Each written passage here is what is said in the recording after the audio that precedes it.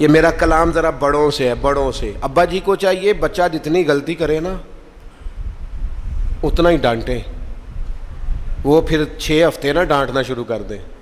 استاد صاحب کو چاہیے کہ جتنی بچے کی کمزوری ہے نا، مجھے پتہ ہے سب سے زیادہ کس بات سے تکلیف ہوتی ہے۔ آپ کے بچے نے غلطی کی ہے، آپ اپنے بچے کو ڈانٹ لیں، سمجھا لیں، آپ کسی اور کے سامنے اس کی تذلیل کبھی نہ کریں، یہ زیادتی والی بات ہے۔ آپ اسے رسوا نہ کریں، بتائیں کسی ایسے شخص کو جس سے آپ کو امید ہے کہ آپ کو مشورہ دے گا یا اسے سمجھائے گا، لیکن گلی گلی کھڑے ہو کے اپنے آپ کو مظلوم ثابت کرنے کے لیے اس کی توہین نہ کریں، یہ انداز درست نہیں ہے۔ اس سے بچوں کی انسلٹ ہوتی ہے، وہ کمزور پڑ جاتے ہیں۔ ہر جگہ رونا رونا میرے بچے اچھے نہیں، میں بڑا پریشان ہوں۔ کیا بات کر رہے ہیں آپ؟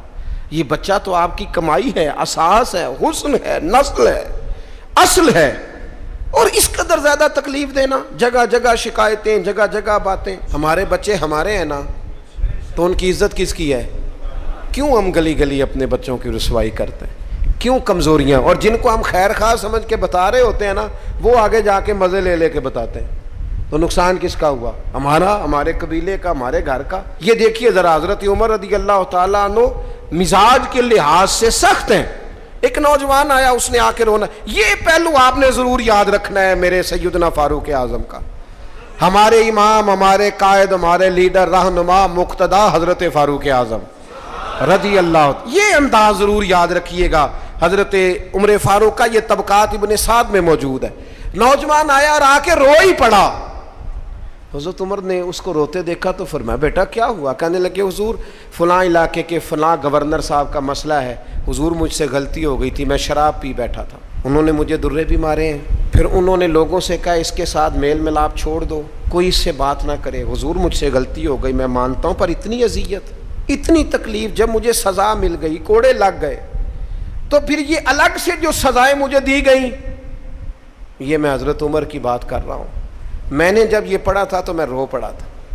حضرت فاروق اعظم نے اس نوجوان کی بات سنی، سنو میں کیا کہہ رہا ہوں، اس گناہگار کی بات سنی، اس گناہگار کی بات سنی تو حضرت عمر رو پڑے اور فرمایا بلاؤ نا ان گورنر صاحب کو، وہ بھی بڑے سمجھدار، باوقار، بڑے آدمی تھے، بلایا اور بلا کے فرمایا آپ کا اس جرم پر غصہ بالکل ٹھیک، لیکن آپ کو کس نے اجازت دی کہ آپ اسے اتنی تکلیف دیں؟ آپ نے کوڑے مار لیے جو سزا بنتی تھی، اور پھر آپ نے کیوں کر کے لوگوں سے کہا اس سے ملنا جلنا چھوڑ دیں؟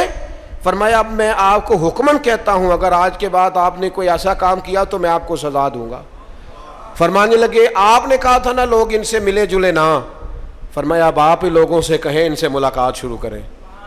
جب انہوں نے توبہ کر لی، اپنا گناہ مان لیا، جب اقرار کر لیا، معافی مانگ لی، اب سزا کا کیا معنی ہوا؟ اب تکلیف کا کیا معنی ہوا؟ سیدنا فاروق اعظم رضی اللہ تعالیٰ عنہ فرمانے لگے اگر یہ سچی توبہ کر لے تو پھر تو ان کی گواہی بھی قبول کی جائے گی، ان کی گواہی تک ہم قبول کریں گے۔ وہ کسی نے کہا تھا الجھے الجھے بکھرے بکھرے روز و شب دیکھے گا کون، لوگ تیرا جرم دیکھیں گے سبب دیکھے گا کون۔ لوگ معافی نہیں دیتے، لوگ درگزر ہی نہیں کرتے، انسانوں سے غلطیاں ہو جاتی ہیں، لیکن اگر کسی نے توبہ کر لی، اور صحیح حدیث میں موجود ہے نبی پاک علیہ السلام نے فرمایا اگر کبھی کسی بندے سے کوئی گناہ ہو گیا پھر اس نے توبہ کر لی، اگر کسی نے اس بندے کو دوبارہ وہ گناہ یاد کرایا تو اللہ تعالیٰ اس بندے کو یاد کرانے والے کو سزا دے گا، مرنے سے پہلے پہلے اسے بھی اس گناہ میں مبتلا کر دے گا۔ Subscribe my channel Khutbah and Waqia.